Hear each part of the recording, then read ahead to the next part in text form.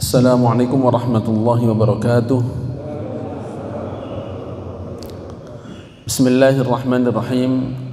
Hamdan liman arsala khaira mursali li khairi ummatin bi khairil milali fa afdalus salati wassalami ala Muhammadin sarfatil anami. Qala ta'ala fi kitabihil karim laqad kana lakum fi rasulillahi uswatun hasanah liman kana yarjullaha wal yawmal akhir wa dzakarallaha katsira. Wa qala Rasulullah sallallahu alaihi wasallam addibu auladakum ala thalathi khisal hubbi nabiyikum wa hubbi ahli baitihi wa tilawatil Quran atau kama qala Rasulullah sallallahu alaihi wasallam. Alhamdulillah, para jemaah subuh darul barakah yang saya muliakan, syukur pada Allah Subhanahu wa taala kita kembali dipertemukan untuk belajar bersama. Kita sedang belajar bersama-sama. Saya pun terus belajar bersama bapak-bapak, dan demikian pula setiap majelis. Bil khusus sirah nabawiyah adalah kita belajar bersama karena begitu luas dan dalamnya sirah nabawiyah ini.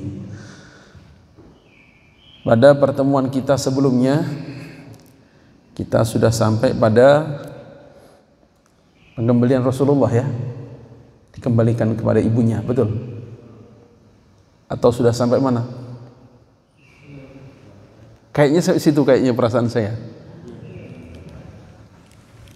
Atau kurang jauh?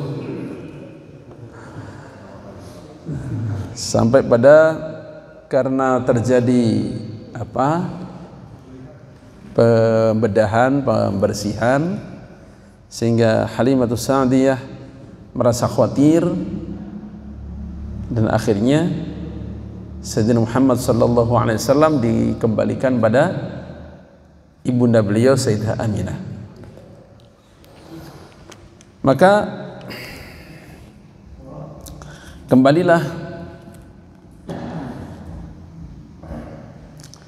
Sayyidina Muhammad sallallahu alaihi wasallam ke pangkuan ibunda beliau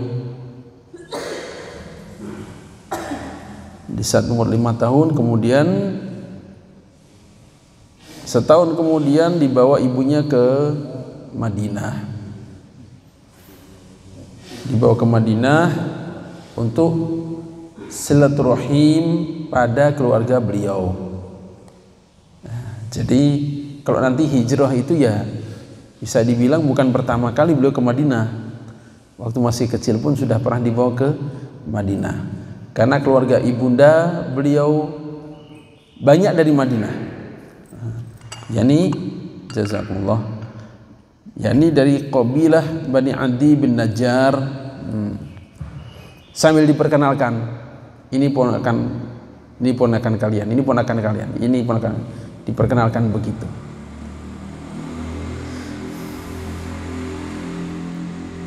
Di sana untuk beberapa lama, kemudian balik ke Mekkah.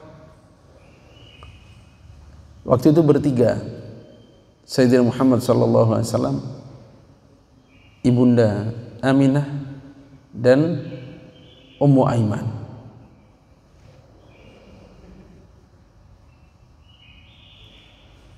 Mereka pulang ke Mekah.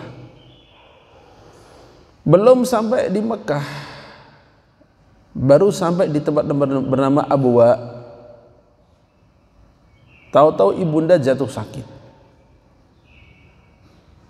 lalu meninggal dunia di situ.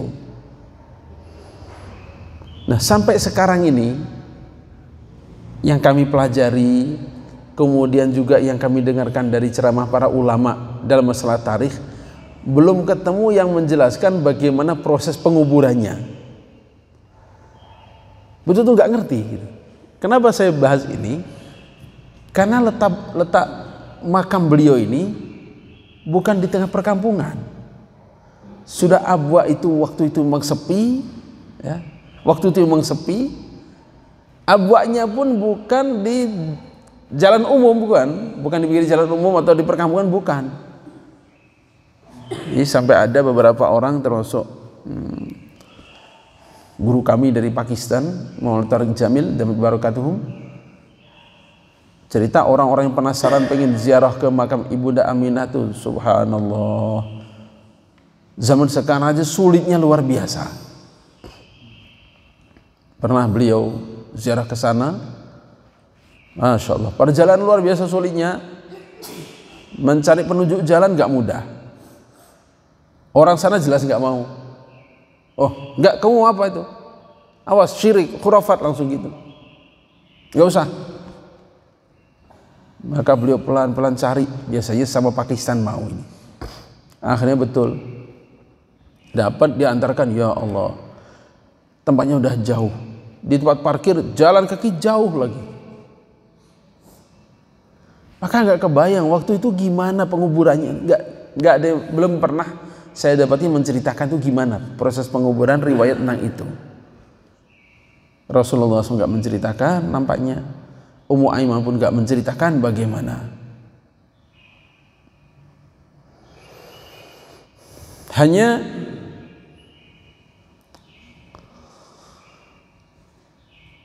sebelum wafatnya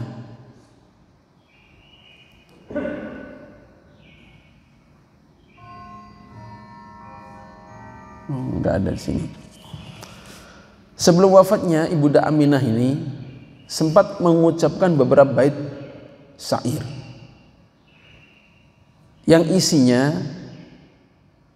bahwa engkaulah yang nanti akan menjadi nabi akhir zaman. Sudah meyakini seperti itu. Sehingga dari sini permasalahan yang sebenarnya nggak harus dipermasalahkan ya sebenarnya, tentang orang tua Nabi itu mencuat. Kalau saya ringkas, pendapatnya ada 3. Satu, meyakini orang tua Nabi masuk neraka. Satu, masuk surga. Satu lagi, abstain, nggak berani komentar. Apakah masuk surga, masuk neraka, hanya Allah yang tahu. Gitu saja. Masing-masing punya dalil dan alasan. Yang mengatakan masuk neraka, dalilnya hadis riwayat Imam Muslim. Ada seorang sahabat melapor pada Rasulullah SAW, bertanya pada Rasulullah SAW, ya Rasulullah, ayah saya udah meninggal tuh gimana di neraka? Kelihatan wajahnya berubah, sedih begitu. Langsung beliau rubah, abi wa abu kafinar, ayahku dan ayahmu di neraka. Kalau terjemah letterlux begitu, hadis riwayat Imam Muslim. Maka dengan memegang hadis ini, yakin di neraka. Pendapat pertama. Pendapat kedua mengatakan enggak, di surga. Alasannya apa? Wa ma kunna mu'adzibina hatta nab'atha rasulah. Kami tidak akan mengazab, sekali-kali enggak akan mengirimkan azab sampai kami mengutus rasul. Sebab zaman itu zaman fatrah. Maka zaman fatrah, zaman belum bisa divonis orang ini ahli neraka. Kalau enggak ahli neraka kemana ya? Ke surga. Karena memang fitrah. Minimal abstain karena zaman fatrah. Yang kedua, bahwa banyak sekali hadis-hadis Rasulullah SAW yang Allah Ta'ala berfirman, sanurdika, aku akan buatmu ridha, wala sawfa yu'tika rabbuka fatardha, termasuk ayat itu. Dan tentunya akan buat ridha Rasulullah SAW ya orang tuanya masuk surga. Yang ketiga alasannya bahwa hadis tadi itu, hadis Rasulullah SAW menyampaikan abi wa abuka finnar, itu hadis ahad, bukan hadis mutawatir. Tidak bisa menjadi sandaran yang pasti, hanya perkiraan saja. Kalau paling aman ya yang ketiga, abstain, tawakuf namanya. Saya nggak tahu, nggak bisa komentar, gimana Allah saja, nah gitu. Jadi ada usulul aqidah, ada furu'ul aqidah. Usulul aqidah, akidah yang pokok, yang kita wajib tahu dan meyakini, diantaranya rukun iman begitu misalnya. Itu usulul aqidah. Tapi ada furu'ul aqidah. Ada furu'ul aqidah. Urusan akidah tapi bukan yang sangat pokok, primer, itu enggak. Enggak tahu juga enggak apa-apa. Salah meyakini pun enggak dosa, enggak jadi kufur. Misalnya ini tadi, misalnya masalah orang tua Nabi. Seandainya ternyata memang masuk neraka begitu, seandainya kita termasuk meyakini bahwa beliau ke surga, ya nggak apa-apa, nggak akan menjadikan iman kita lepas. Atau misalnya ternyata beliau ke surga, lalu dengan dalil-dalil tadi ada yang berpendapat enggak, di neraka itu, enggak menjadikan iman mereka lepas juga gitu. Nah, maka furu'ul aqidah seperti ini hendaknya juga kita tidak perlu mempertajam perbedaan. Nah, kembali ke materi kita.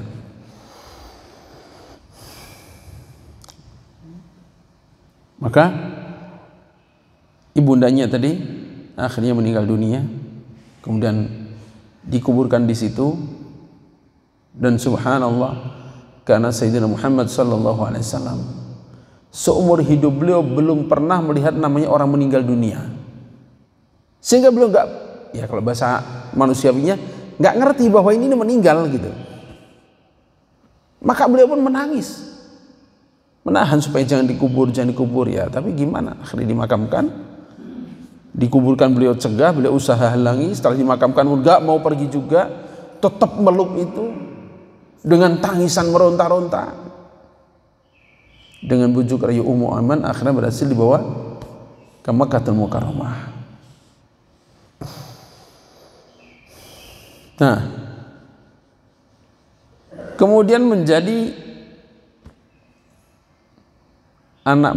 diasuh oleh Abdul Muthalib, ayah kakeknya. Umur 6 tahun ini di asuhan Abdul Muthalib, dan Abdul Muthalib ini zaman itu kurang lebih seperti wali kota atau gubernur. Abdul Muthalib ini sangat disegani juga, sangat disegani, dan nampak bahwa Abdul Muthalib sudah merasa ada sesuatu yang lebih dari diri Sayyidina Muhammad SAW ini, sehingga beliau di dekat Mekah itu, di dekat Ka'bah itu punya tempat duduk khusus. Jangankan orang lain, anaknya aja nggak ada yang berani duduk di situ. Tapi kadang Sayyidina Muhammad SAW datang duluan, duduk aja di situ. Dianggap anak kecil, maka yang lain mungkin gitu kalau kita. Abdul Muthalib lihat, biarkan, nggak apa dia duduk di situ.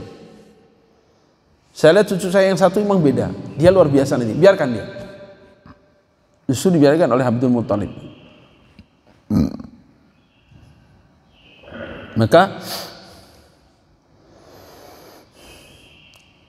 sampai umur 8 tahun di bawah asuhan Abdul Muthalib ini.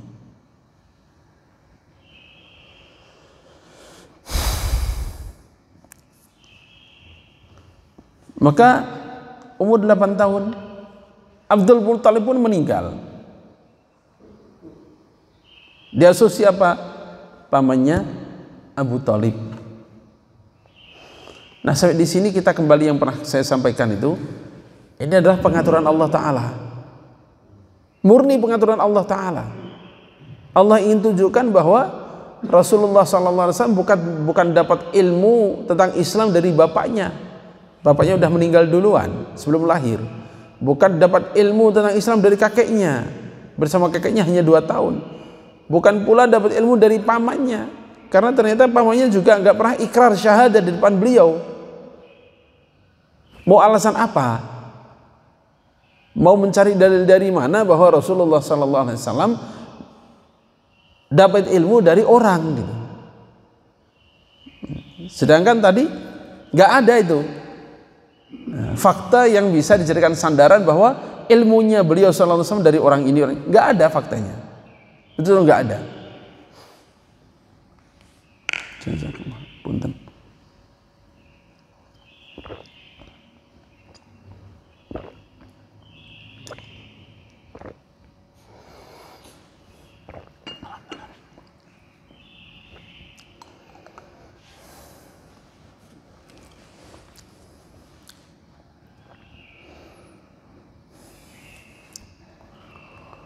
Nah, dengan takdir Allah Ta'ala juga yang dikasih wasiat oleh Abdul Muthalib itu pamannya yang bernama Abu Thalib, anaknya banyak, maaf miskin lagi. Padahal ada yang lain itu, misalnya Abu Lahab misalnya, anaknya nggak banyak, atau yang lainnya. Tapi nggak, emang wasiatnya ke Abu Thalib ini. Allah. Nah maka karena memang beliau dalam asuhan pamannya yang miskin, beliau pun ikut bekerja. Apa kerjanya? Menggembala kambing. Dapat upah untuk dipakai makan bersama-sama. Makanya Rasulullah SAW pernah menyampaikan, mafhumnya tidak ada seorang nabi pun melainkan pernah menggembala kambing. Sahabat bertanya, ya Rasulullah, engkau juga? Ya, saya juga. Saya juga ar'al ghanam liqararita li ahli Makkah. Atau kama qala Rasulullah SAW. Saya mengembalakan kambing zaman itu untuk dapat upah beberapa qirot. Kambing-kambing milik orang Mekah. Nah, di sini kita lihat bahwa Allah Subhanahu wa taala yang mengatur ini semua. Kan di kemudian hari Rasulullah SAW beritahukan bahwa orang yang biasa bergaul dengan kambing dapat sifat kambing, biasa bergaul dengan kuda dapat sifat kuda, biasa sehari-hari bergaul dengan onta dapat sifat onta. Masing-masing punya watak yang menonjol. Onta wataknya apa? Paling menonjol.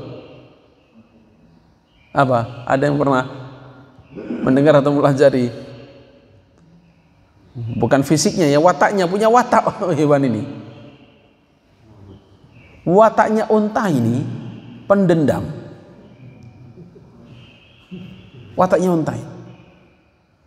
Itu keajaiban Allah Ta'ala juga. Jadi misalnya disakiti, misalnya disambet kakinya sampai lumpuh gitu, atau sampai potong, atau apalah yang betul-betul sangat menyakitkan. Itu sampai ada dalam kitab Adabul Arabi, kitab sastra Arab, tarikh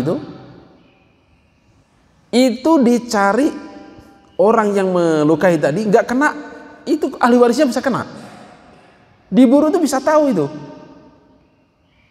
Dan akhirnya bisa dibalas dendamnya. Itu onta punya sifat begitu. Jadi dendam itu bisa diturunkan. Ini yang disakiti nggak kena, itu anaknya bisa melampiaskan dendam orang tuanya dulu. Itu onta itu. Nah, cuman kadang ada juga manusia punya sifat onta gitu. Nah, kalau sifat onta begitu. Sifat kuda lain lagi, wataknya dia bangga diri, merasa gagah, perkasa, hebat, larinya kenceng, kelihatan cakep gitu. Nah, kalau domba ini kan sifatnya apa? Tawadu, tenang, damai, rukun. Nah, kan gitu rata-rata ya. Sifat paling menonjolnya. Tapi ada tapinya. Tapi terkadang domba ini kalau nggak biasa memelihara, banyak gitu, subhanallah, berpencaran nggak karuan. Nah, termasuk kisah Nabi Musa alaihissalam oleh Allah Ta'ala suatu ketika ditanya, wahai Musa, tahukah engkau kenapa aku kamu menjadi nabi? Tidak tahu ya Allah. Di antara banyak riwayat ya, salah satunya ini, aku menyukai kasih sayangmu. Kau ingat suatu ketika kau sedang mengembala domba, salah seekor dombamu kabur, kamu kejar, makin dekat makin lari, sampai kau kecapean, setelah dia pun kecapean. Begitu kau dapatkan domba kamu, tidak kamu pukul, tidak kamu siksa karena membuat capek, membuat kesel, tapi kamu malah bisikkan pada telinganya, domba, ngapain kamu bertingkah begitu? Tuh lihat, kamu capek, saya pun capek. Udah segitu, itu yang aku suka. Itu dalam riwayat begitu. Ya, latihan kesabaran memang gitu. Latihan kesabaran. Ada yang pernah Pak melihara domba? Oh, bukan melihara, menggembala, keliru ya. Menggembala maksudnya. Nah, kalau melihara investasi aja bisa itu. Menggembalakan lain lagi. Kalau megang-megang aja saya sering, tapi kalau menggembala belum pernah juga. Nah, ini Rasulullah sallallahu alaihi wasallam. Masya Allah. Dan di tengah kehidupan Abu Thalib ini, Rasulullah sallallahu alaihi wasallam juga sangat diistimewakan. Tadi oleh kakeknya diistimewakan karena udah punya firasat ini akan jadi orang besar. Ini oleh pamannya pun diistimewakan juga. Beli baju gak dibedakan sama, makan sama. Bahkan kalau waktunya makan, Sayyidina Muhammad SAW belum nampak, cari dia, cari sampai ketemu. Kalau belum ketemu gak boleh makan. Sampai begitu, saking sayangnya itu. Nah, dari sini kita mengambil pelajaran. Jadi kita akan mudah mengambil pelajaran itu. Poin utamanya apa? Kita yakini bahwa tidak ada yang kebetulan, gitu ya. Poinnya di situ dulu. Pasti ini kesengajaan Allah. Seperti saya bilang tadi, kalau mau dibuatlah oleh Allah Ta'ala cerita seperti Halimatus Sa'diyah. Masih ingat kan kita cerita Halimatus Sa'diyah? Begitu Rasulullah SAW tinggal bersama Halimatus Sa'diyah, subhanallah, perkebunan melimpah, susu domba melimpah, rezeki melimpah, sehingga betul-betul melimpah semuanya. Kalau Allah Ta'ala mau, begitu juga bisa dibuat bersama Abu Thalib. Begitu Sayyidina Muhammad SAW tinggal bersama Abu Thalib, langsung perdagangannya maju pesat, kan bisa begitu. Sehingga Rasulullah nggak usah menggembala kambing lagi, kan begitu sangat bisa. Karena Abu Thalib ini pedagang. Lebih banyak dari perdagangannya bukan dari peternakan, enggak, pedagang. Tadi kalau Allah Ta'ala mau, bisa Abu Thalib dibuat kaya raya gitu dengan datangnya Sayyidina Muhammad sallallahu alaihi wasallam sebagai anak yang ponakan yang diasuhnya. Tapi ternyata tidak, oleh Allah dibiarkan miskin gitu saja. Walaupun ada Sayyidina Muhammad SAW di situ, enggak seperti waktu di rumah Halimatus Sa'diyah gitu. Wah, kebetulan. Nah, itu yang ingin kita hilangkan. Ini bukan kebetulan, ini pengaturan Allah. Apa hikmahnya? Banyak. Untuk menunjukkan bahwa lahirnya orang-orang besar bukan harus lahir dari rumah orang-orang yang berada dan kaya raya. Bahwa lahirnya orang besar yang nanti akan memimpin umat, maka Allah sudah siapkan penggemblengannya dari sejak awal, dan itu memang pahit. Memang pahit. Merasakan penderitaan, kepanasan, disuruh-suruh, dimaki-maki, mungkin dimarahin. Karena menggembala tadi ya dianggap apa sih penggembala, ya buruh, suruhan begitu. Kayak OB begitu mungkin. Disuruh-suruh. Maka beliau belajar sabar. Beliau belajar tawadhu. Walaupun saya cucunya gubernur, tetap aja saya bukan siapa-siapa. Saya kayak apapun, bapak kakek beliau tuh Abdul Muthalib gubernur zaman itu, atau wali kota minimal. Saya bukan siapa-siapa, saya hanya penggembala kambing. Sehingga masuk tawadhu dalam hati beliau. Kemudian muncul juga latihan keberanian. Sebab menggembala kambing dengan diupah begini taruhannya, ya dia bukan hanya ngasih makan, tapi plus security. Security dari apa? Ya dari pencuri, dari perampok, dari serigala. Ya, kalau penakut ya udah nggak akan bisa itu, kabur. Lihat orang dia tahu, wah siapa itu, kabur aja. Ini nggak bisa begitu. Nah, itu termasuk bentuk tarbiyah dalam menggembala kambing, keberanian tadi. Kemudian kasih sayang seperti saya contohkan tadi. Kemudian juga bagaimana dari awal Rasulullah SAW mendidik umatnya untuk ya'kulu min amali yadihi. Wa inna Nabi Allah Dawud alaihissalam kana ya'kulu min amali yadihi. Ini pelajaran penting ini. Pelajaran penting. Bagaimana Rasulullah SAW mendidik umatnya untuk terbiasa makan dari hasil jerih payah tangannya sendiri.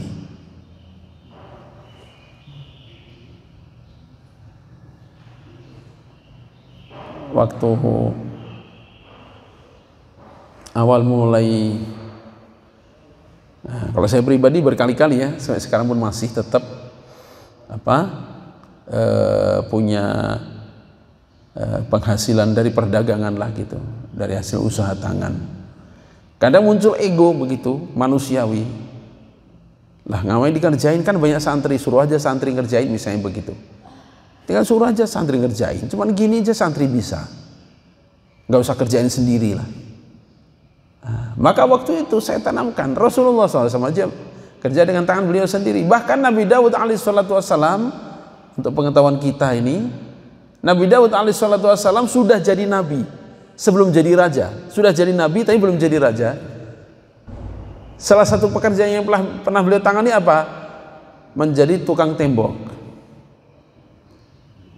Suruhan. Bukan tembok rumahnya sendiri, bukan. Jadi tukang tembok, disuruh-suruh begitu. Sudah jadi nabi. Apa maknanya? Bahwa dalam Islam pekerjaan asalkan itu halal, udah itu thayyib, itu bagus itu. Jangan pernah merasakan, oh saya jatuh gengsi kalau saya begini. Gimana harga diri saya loh? Apa harga diri yang mana? Nabi Daud kurang apa ini? Nabi. Nah, namanya tukang tembok, maaf kan pasti disuruh-suruh, ditunjuk-tunjuk. Ya. Kalau andikan beliau gengsi, ya udah nggak usah ngapain gini-gini. Sujud aja pada Allah, ya Allah minta rezeki dari langit aja lah, saya nggak enak ini perasaan saya dihina-hina. Enggak, buktinya beliau.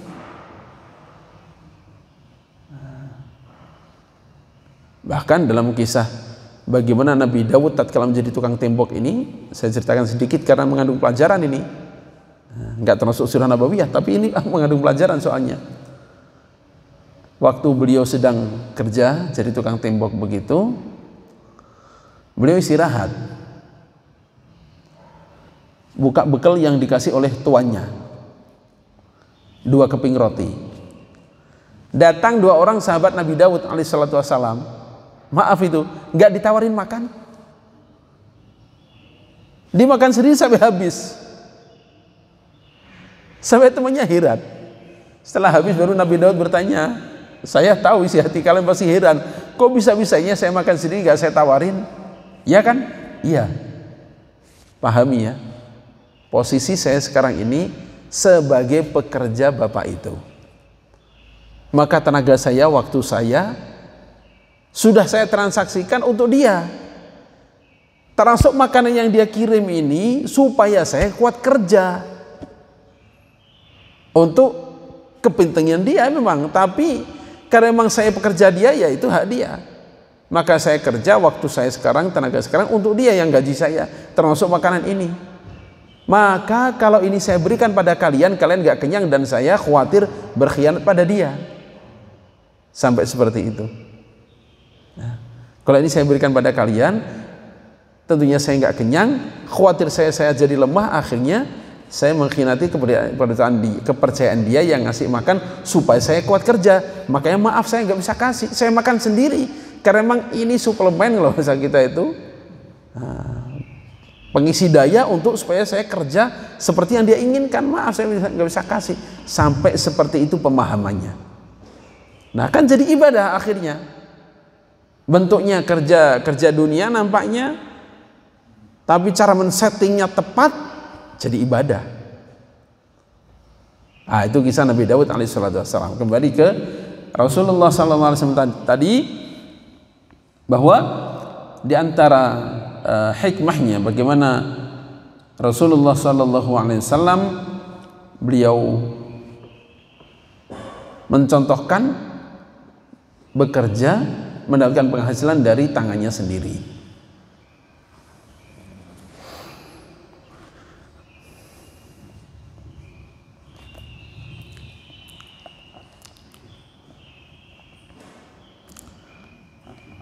Kemudian selama masa anak-anak ini pun, jadi maaf mungkin beberapa bulan atau setahun yang lalu ya, sempat heboh kita oleh ceramah sebagian orang yang menganggap bahwa Rasulullah SAW itu seperti umumnya orang-orang, seperti umumnya anak-anak. Sampai waktu itu bahasa Jawa memang di Surabaya kejadiannya itu. Andaikan waktu itu ada jambu, saya yakin Muhammad juga ikut-ikut nyuri jambu itu. Sampai ngomong begitu. Muhammad tuh waktu kecilnya juga wajahnya tuh suka masih tersisa liur, kemudian belek itu. Seperti anak-anak umumnya, nggak usah berlebihan. Na'udzubillah min dzalik. Itu sudah ada penghinaannya sebenarnya di situ. Karena Sayyidina Rasulullah SAW itu memang dijaga lahir batin oleh Allah Ta'ala, dimuliakan gitu. Nah, termasuk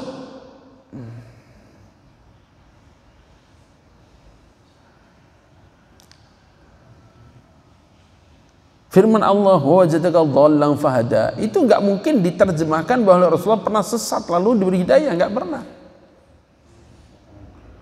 Karena sejak kecil sudah Allah Ta'ala jaga. Kemarin sudah kita pelajari bahwa sampai ini dibersihkan oleh malaikat. Kemudian juga ini kejadian di saat beliau masih kecil.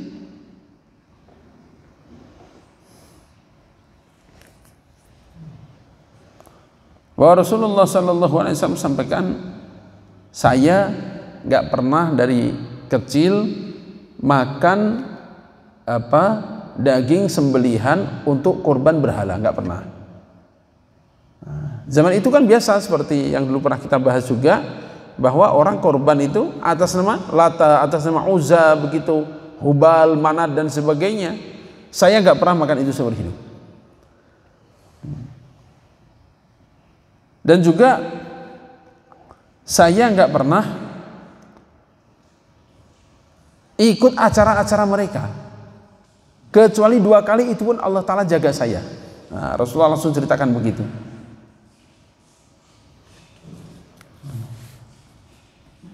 Maka beliau ceritakan suatu ketika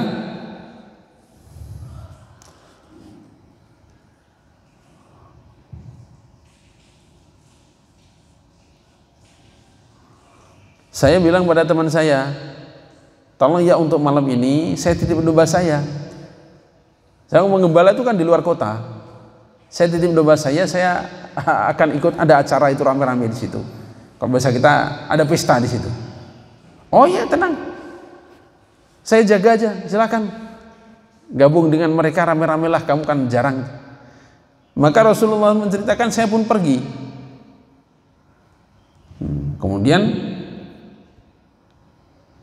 aku mendekati orang-orang pada ramai di situ, mulai terdengar suara musik. Aku tanya, ada apa ini? Pesta pernikahan. Pesta pernikahan. Menarik juga. Beliau ceritakan, maka saya pun duduk di situ. Begitu duduk, langsung Allah Ta'ala tidurkan mata saya.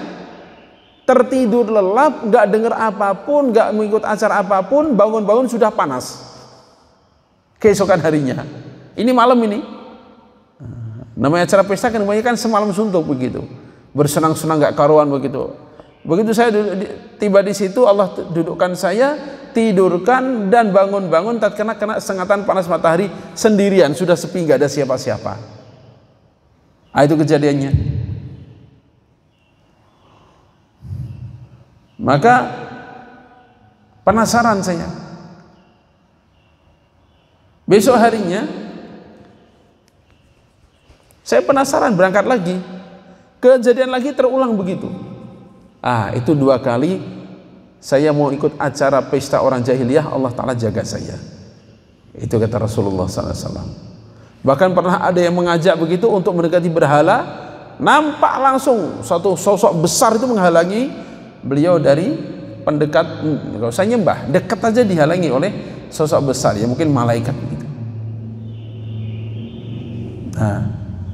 Dari sini kita bisa memahami dan meyakini memang Rasulullah SAW dipersiapkan dari awal oleh Allah Subhanahu Wa Taala, nggak sembarangan gitu. Allah tunjukkan bagaimana pemeliharaannya. Kayak seperti tadi ini baru saya ceritakan. Ini kan bukan kebetulan, settingan Allah Ta'ala. Kalau Allah Ta'ala mau, bisa saja waktu ada pesta itu Rasulullah nggak usah dengar, beliau mengembala ke tempat yang jauh, sehingga nggak kadang ada cerita begini. Tapi oleh Allah Ta'ala sengaja dibuat begitu untuk menunjukkan bahwa ini memang dipelihara dengan settingan Allah, bukan kebetulan. Sehingga sebagaimana umumnya anak-anak pengen menikmati seperti yang dinikmati anak-anak, pesta-pesta itu duduk-duduk, makan-makan, ngobrol-ngobrol semalaman, ternyata Allah Ta'ala juga nggak boleh. Begitu. Nah, kemudian kejadian pendeta Buhaira, ini kejadian terkenal nih. Rasulullah SAW menceritakan sendiri bahwa Abu Thalib waktu itu berdagang ke Syam. Syam itu Suriah, Yordan, kemudian Palestina, satu lagi Lebanon. 4 negara itulah Syam.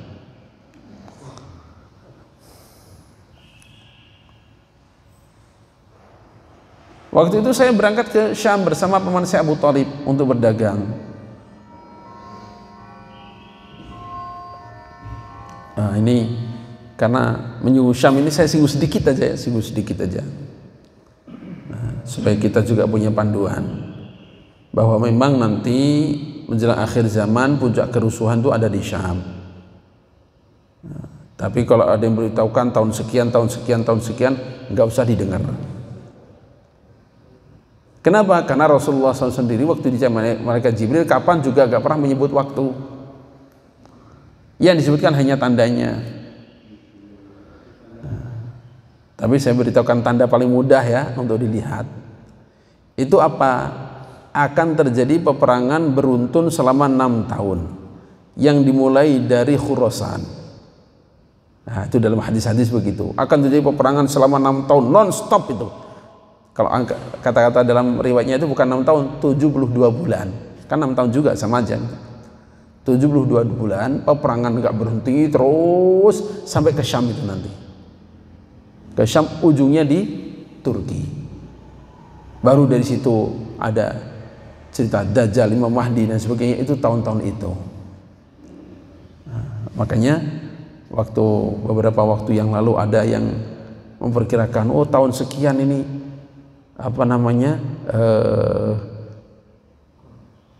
curah hujan akan turun dan sebagainya. Kalau kita melihat riwayat itu kita tenang, enggak belum itu. Memang benar nanti menjelang Dajjal itu 3 tahap ya. Itu dalam hadis riwayat Imam Hakim. Tahun pertama 1/3 hujan ditahan oleh Allah Ta'ala. Tahun kedua 2/3 ditahan oleh Allah Ta'ala. Tahun ketiga 1 tetes pun gak turun hujan. Hujan gak turun sama sekali, rumput pun gak tumbuh. Waktu itu Dajjal muncul. Wah, jangan sebentar lagi. Ya kita lihat itu tadi aja. Dajjal munculnya itu setelah peperangan 6 tahun berturut-turut, mulai dari Khurasan. Alhamdulillah sampai sekarang belum ada. Kita doa semoga gak ketemu aja, Pak. Ya. Nah, ini mumpung nyinggung Syam ini saya ingat sebentar sedikit itu.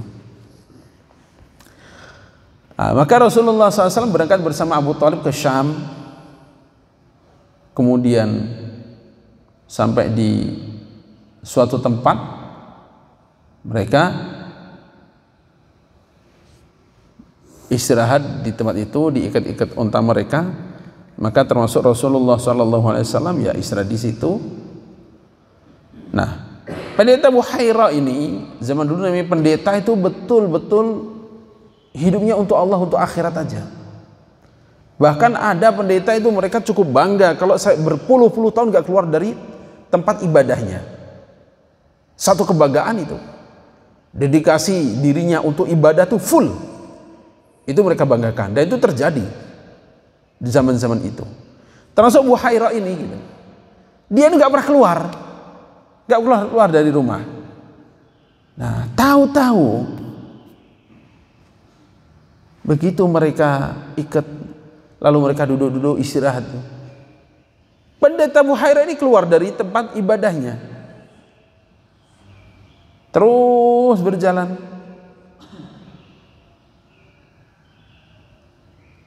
Langsung mendekati Rasulullah SAW.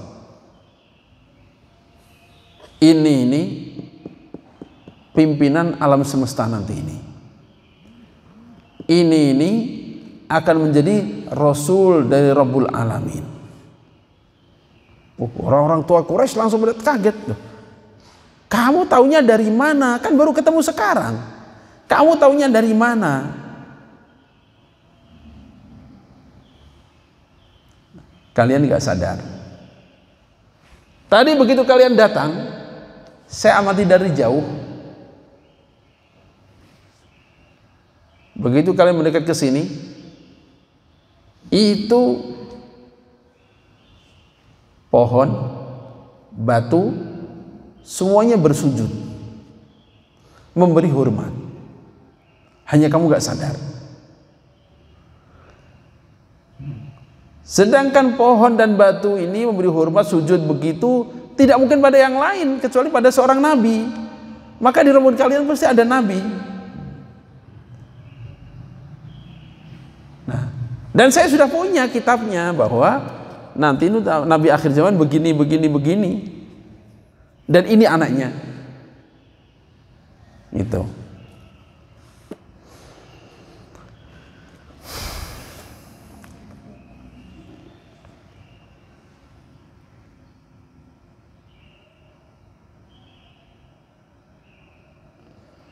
Maka dia pun pulang, buatkan makanan,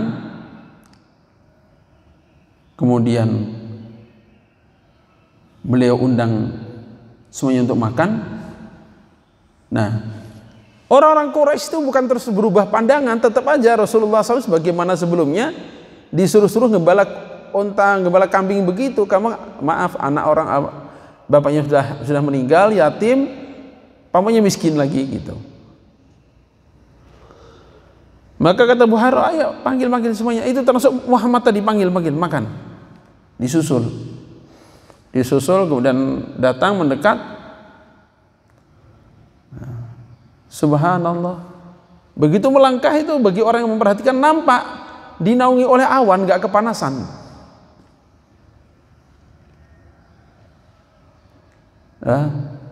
Maka Rasulullah mendekat, langsung memilih duduk di satu tempat, berteduh di situ. Subhanallah. Begitu beliau duduk, itu justru ranting-ranting pohon itu yang bergerak menaungi beliau. Akhirnya kata Buhaira, tuh kamu lihat sekarang, apa yang saya katakan kamu lihat sekarang.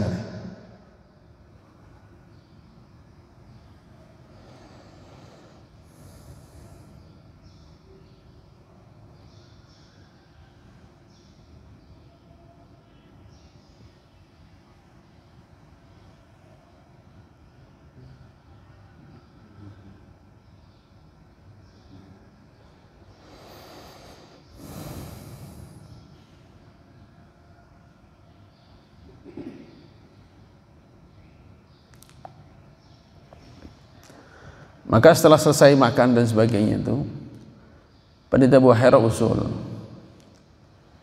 saya harapkan kalian pulang lagi aja. Sebab kalau sampai kedengaran orang-orang Romawi, saya khawatir keselamatan anak ini. Kalian pulang saja. Wah, nanti perdagangan kami gimana ini nanti? Kami mau terus ke sana pusat kota.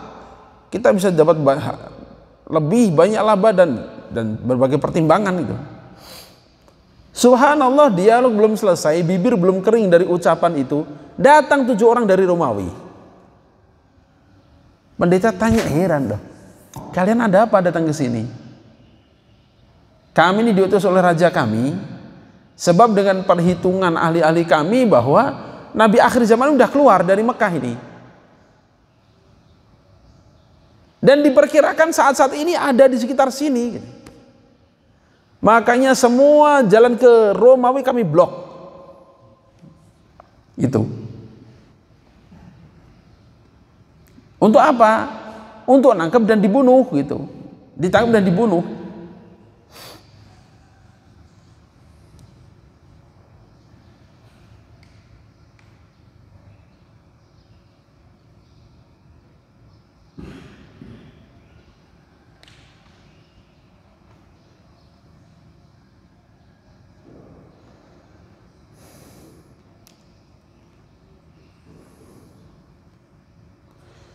Maka akhirnya siapa? Buhairah tadi merayu, udahlah nggak usah nyari-nyari begitu. Kalian kan juga beriman bahwa kalau Allah Ta'ala sudah menetapkan, itu dihalangi siapapun nggak akan bisa kan? Iya betul juga. Udah bersikaplah pada orang-orang pedagang ini yang normal-normal aja, gak usah berlebihan begitu. Mereka datang untuk berdagang, bukan untuk nyari yang lain-lain. Udah karena berdagang aja udah. Akhirnya cukup berdagang di situ, nggak harus ke Romawi. Begitu orang Romawi pulang, ditekan sekali oleh Abu Hurairah itu, tolong bawa pulang ini. Kamu bawa pulang pokoknya, kalau nggak bahaya ini. Baru akhirnya pulang. Nah itu perjalanan Rasulullah, Nabi kita SAW sebelum jadi Nabi terjauh itu ke Syam tadi itu, ketemu beda Buhairah. Nah dari kisah ini saja kita bisa ambil banyak pelajaran bahwa tidak semua pendeta itu busuk hatinya zaman itu ya. Tidak semua itu busuk hatinya, iri pada Rasulullah, enggak semuanya. Termasuk Buhairah ini. Termasuk Buhairah. Nah, tapi sebagian orang ingin manfaatkan cerita ini juga bahwa Rasulullah SAW dapat ilmu agama itu dari Buhairah ini. Loh kan ngaco itu namanya. Emang berguru berapa lama? Buhairah aja ketakutan suruh segera pulang. Tapi ada sebagian orang non-muslim yang mempelajari dan mendalami sejarah Nabi SAW untuk merusak keyakinan kita bahwa ajaran kalian tuh dari Buhairah, Nabi kamu dapatnya dari sini, ini lihat sejarahnya ada. Ya betul, ketemu tuh ada, tapi umur berapa? Berapa lama? Cuman sebentar kasih makan pulang gitu. Nah, dari sini juga bahwa Allah Ta'ala sudah menunjukkan bagaimana Rasulullah SAW adalah calon Nabi akhir zaman dan mereka menyaksikan itu.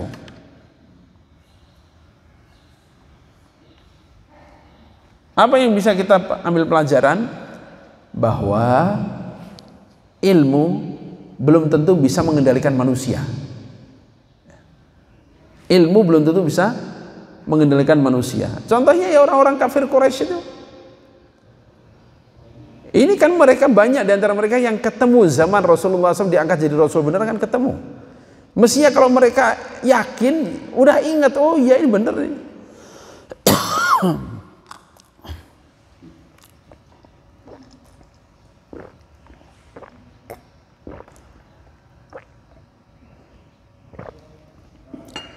Ternyata kan enggak juga gitu. Ternyata kan enggak juga. Sampai Abu Lahab, Abu Jahal sendiri itu, dia itu tahu Rasulullah tuh Nabi akhir zaman tahu.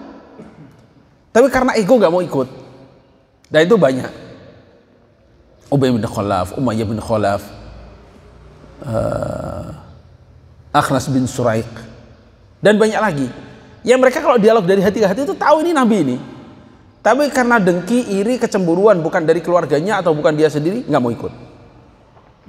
Nah, ini pelajaran yang kita ambil juga dari peristiwa ini, bahwa nggak semuanya orang yang punya ilmu itu mengikuti ilmunya sendiri. Nggak semuanya ilmu yang dimiliki bisa mengendalikan hidupnya. Sebab yang membuat keputusan dalam gerak kita, langkah kita, bukan ilmu kita tapi hati kita. Tinggal hati kita dibimbing ilmu atau dibimbing nafsu. Wallahu a'lam. Demikian pelajaran atau ngaji bersama kita hari ini. Semoga Allah Ta'ala berikan manfaat sebesar-besarnya dalam hal akidah, keyakinan kita, cinta kita, hormat kita pada Sayyidina Rasulullah SAW, dan tentunya menjadi dorongan dalam amaliyah kita untuk makin meniru dan mendekati contoh-contoh Rasulullah SAW. Demikian. Kalau ada pertanyaan boleh, tapi semoga nggak ada ya, udah jelas semua. Nah, kita tutup, dan bagi yang mau sholat kita masih harus menunggu, karena kalau berhitungan paling mudah itu ya waktu halal atau waktu selesai waktu tahrim itu 90 menit setelah adzan subuh. Itu cara paling mudah menghitung, itu paling cepat 90 menit setelah adzan subuh. Kalau tadi